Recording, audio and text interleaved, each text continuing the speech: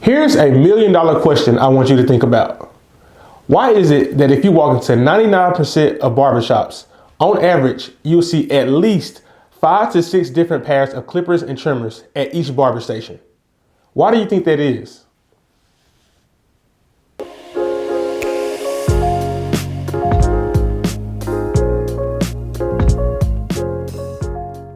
If I told you that the major clipper companies intentionally make you buy the same devices over and over again, would you believe it? If not, let's take a look at how clippers were made when they were first invented back in 1919, and then we'll compare how they're still made today in 2022. The first type of clippers and trimmers ever invented used magnetic motors. Now I know everyone watching this video has seen one of these.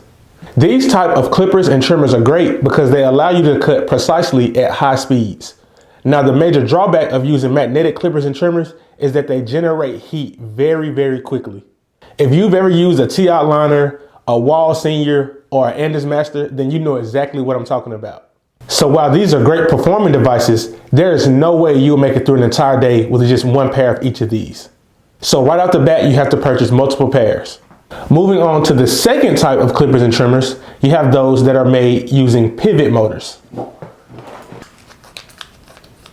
Now, without getting too technical, pivot motors and magnetic motors are very similar. However, the main difference is that pivot motors use magnets that pull in opposite directions, and this causes the blade to move back and forth, instead of a magnetic motor, which uses a spring mechanism and a magnet. The most popular example of a clipper that uses a pivot motor is the Oster Fast Feed, and I'm sure many of you have seen this as well. Now, while these are great for fading and cutting certain types of hair, the major downside of using this clipper is that a pivot motor cuts at a slower speed, so these won't be ideal for thick, coarse textured, or tightly coiled hair. And finally, you have rotary motors. These type of motors are used in most of today's clippers and trimmers. These type of clippers are powerful and they cut at high speeds, and they're mostly used in cordless clippers and trimmers. All of the latest clipper brands are promoting these as the new and best devices using the latest technology. I also know that cordless devices are the new wave and everybody likes using them because they're convenient. Now, the major downside of using cordless devices is that the battery life is only about 2 to 4 hours, depending on what type of device that you use. So obviously 2 to 4 hours will not allow you to make it through a full workday, especially if you're a busy barber. Not to mention that the more you recharge a device, the battery cells eventually start to die, which decreases the lifespan of the battery over time. So that means that 2 to 4 hours is going to more so turn into 2 to 3 hours. So you're basically forced to buy more than one of these devices. Are you starting to see the trend here? In a nutshell, these companies are using the same outdated technology.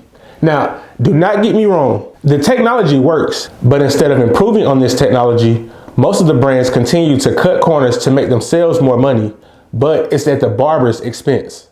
You have some newer clipper companies that claim to use new technology in their devices. However, a lot of it is very gimmicky and it still doesn't solve the underlying problem of needing to purchase more than one set of devices. Now, I'm not trying to attack any company or bash anyone. However, I'm going to use this company as an example. You have the company JRL that promotes cooling technology in their clippers. However, the battery only lasts up to 4 hours. And that 4 hours is on the lowest speed setting. So if you turn the clipper to the highest power setting, that time gets knocked down.